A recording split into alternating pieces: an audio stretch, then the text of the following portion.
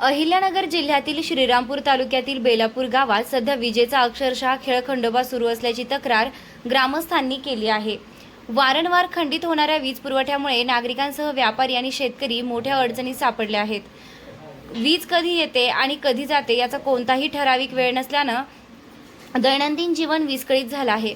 यामुळे घरगुती कामे, लघु उद्योग तसेच शेतीची कामेही प्रभावित होत आहेत। बेलापूर गावात गेल्या काही दिवसांपासून वीज पुरवठा अनियमित होत असल्याने नागरिकांमध्ये तीव्र नाराजी व्यक्त होत आहे। दिवसातून अनेक वेळा वीज खंडित होत असल्याने विद्यार्थ्यांच्या अभ्यासावर परिणाम होत आहे, तर व्यापाऱ्यांचे आर्थिक नुकसान होत आहे। शेतकऱ्यांनाही पिकांना पाणी देण्यासाठी मोठ्या अडचणींचा सामना करावा लागत आहे। वीज पुरवठ्याचे कोणतेही निश्चित वेळापत्रक नसल्याने नागरिकांना सतत प्रतीक्षा करावी लागत आहे। त्यामुळे महावितरण प्रशासनाने वीज पुरवठ्याची निश्चित वेळ जाहीर करावी आणि वारंवार होणारे वीज खंडितचे प्रकार तातडीने थांबवावेत अशी मागणी बेलापूर गावातील नागरिक आणि शेतकरी करत आहेत। स्थानिक प्रशासनाने त्वरित दखल घेऊन नियमित आणि सुरळीत वीज पुरवठा सुरू करावा, अन्यथा तीव्र आंदोलन छेडण्याचा इशाराही दिला आहे। बेलापूर आयनाथपूर परिसरामध्ये लाईटचा सगळा खेळ खंडोबा झालेला आहे। नागरिकांचे खूप मोठी लाईटच्या बाबतीमध्ये महावितरणच्या संदर्भामध्ये समस्या आहे। या ठिकाणी रात्रीच्या वेळी शटडाऊन केलं जातं।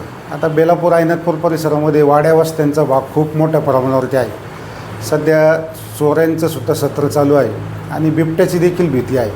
तर नागरिकांची मागणी आहे की ते रात्रीचं शटडाऊन बंद व्हावं। त्याचप्रमाणे बेलापूर गावामध्ये जो काही शहरी भाग आहे त्या भागामध्ये ज्यावेळेस ग्रामपंचायतीच्या माध्यमातून पाणी पुरवठा केला जातो, त्या पाणी पुरवठ्याच्या वेळेस अनेक भागातला वीज पुरवठा हा खंडित होतो आणि त्या खंडित वीज पुरवठ्यामुळं पाणी पुरवठा देखील बंद करावा लागतो। म्हणजे वीज वितरण व्यवस्थित नसल्यामुळं, लाईट नसल्यामुळं पाणी पुरवठ्याचा देखील विस्कळीतपणा येतो आणि त्यामुळं ग्रामपंचायतीकडे अनेक नागरिकांच्या समस्या येतात।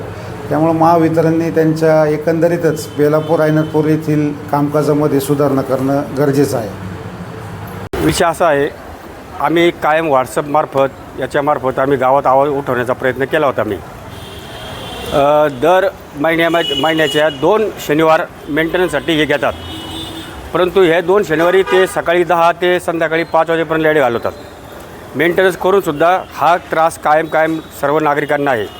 बेलापूरसारखं मोठं गाव, या मोठ्या गावामध्ये वायरमन फक्त 2च आहे बेलापूरसाठी दिलेले, ते पण शासनाच्या नियमाप्रमाणे हेडक्वार्टरला थांबणं त्यांचं गरजेचं असतं, ते थांबत नाही।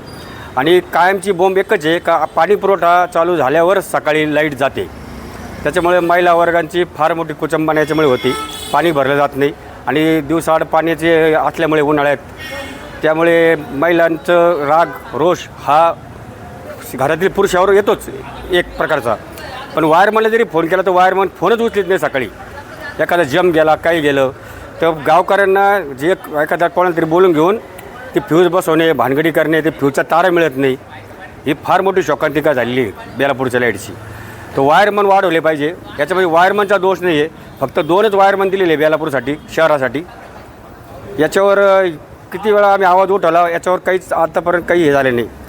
आणि ह्या महिन्यात तर 4 शनिवार त्यांनी मेंटेनन्ससाठी घेतले। झाडं तोडायचे, हे तोडायचे, फांद्या तोडायच्या, तरी आहे ती बोंब आहेच लाईटची।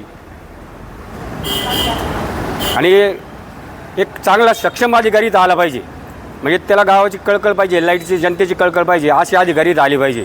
इथं अधिकाऱ्यांचे फोनच उचलीत नाही अधिकारी कधीच। आणि सबस्टेशनला फोन केला तर सबस्टेशन म्हणते आमच्याकडे नाही येते, तुम्ही वायरमनला फोन करा। काही वायरमन इतके चांगले आहेत, परंतु काही वायरमन ते इतके हे झालेले का ते फक्त संध्याकाळीच भेटतात। बाकी ठिकाणी गावाच्या विकासासाठी किंवा गावाचं काही असलं तर येत नाही लवकर। फोन केले तरी अर्धा 1 तास आहे, पाऊण तासाने येणार, आम्ही आंघोळ करतो आहे, आम्ही कुठं बाहेर गेलो आहे, आम्ही ह्या साईटवर आहे, कुठं नसतात ते। आम्हाला लाईट ही बेलापूरची वसुली 80% आहे। आतापर्यंत माझी कोणती थकबाकी नाही आहे, तरी आम्हाला हा जर आमच्या गल्लीला जर हा त्रास आहे, सहन आहे। आमच्या गल्लीत कोणाची थकबाकी नाही आहे। थकबाकी नाही असली ना तुम्ही कनेक्शन तोडा, आम्ही कोणी मध्ये येतं पण नाही बोलायला, कारण लाईट भरलीच पाहिजे। पण लाईट जर तुम्ही सुरळीत विद्युत पुरवठा आम्हाला त्या अनुषंगाने केलाच पाहिजे ना। जर आम्ही लाईट ग्राहक आहे, आम्ही वीज भरणं वेळेत भरतो, हीच आमची मागणी आहे। फक्त आम्हाला पाणी पुरवठ्याच्या वेळेस लाईट ही राहिली पाहिजे, याच्यावर दक्षता त्यांनी घेतली पाहिजे। लाईट जाती कधी बी, त्याच्यामुळं काहीच समजत नाही. गिऱ्हाईक येतात, गिऱ्हाईक उभे राहतात, कटून निघून झालं. आता लाईट कधी याचा अंदाजच नाही काही. MSCB काही वेळेवर टाईम टेबल देत नाही, काही नाही. मग कसं करायचं, काय अडचणी येते, गिऱ्हाईक चक्रा मारतात. मग आम्ही सांगायचं आत्ता नाही, थोड्या वेळ या, मग सकाळी या, असं गिऱ्हाईकाला सांगावंच लागतं. गिऱ्हाईकाला समजा आपण एकचा टाईम दिला तर गिऱ्हाईक काय म्हणतात, नाही आम्हाला लगेच लागतं. तर लाईट तर टिकली पाहिजे ना. लाईट नाही टिकल्यावर मग कसं काय, त्यांना दुपारून बोलावं लागतं. ते म्हणते नाही आम्हाला अर्जंटच पाहिजे. आता अर्जंट कसं द्यायचं, लाईट आल्याशिवाय. MSCBने आम्हाला टाईम दिला पाहिजे, आमचं असं म्हणणं होतं. MSCBने आम्हाला सांगायला पाहिजे का भाऊ, मेसेज केला पाहिजे आपलं याच्यावर व्हॉट्सअपवर.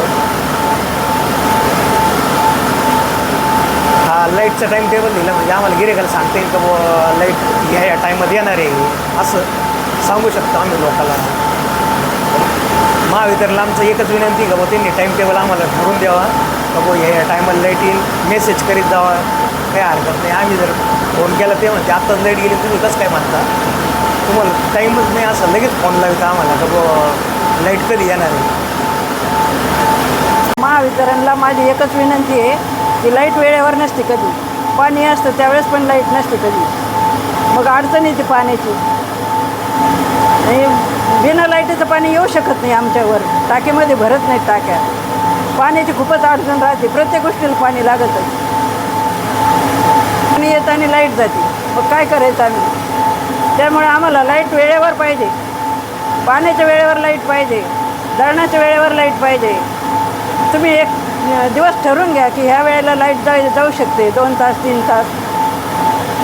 हे आम्हाला कळलं म्हणजे आम्ही आमचं काम अगोदर व्यवस्थित करून घेतो. प्रत्येकाचं समजा आता सगळ्यांच्या घरी पाटे नाही आहेत, मसाले वाटावं लागतात, तर त्यासाठी मिक्सर चालवावं लागतं. लाईट नसती मग कसं काय चालवायचं आम्ही. विद्यार्थ्यांना लाईट नसल्यावर अभ्यास करता येत नाही, त्यांचा टाईम वेस्टेज जातो. लाईट तर पाहिजेच घरामध्ये नेहमी. त्याच्याकरता तुम्ही एक टायमिंग ठरवून ठेवा किंवा दिवस ठरवून ठेवा, ह्या दिवशी लाईट जाणार आहे किंवा ह्या टायमाला लाईट जाणार आहे.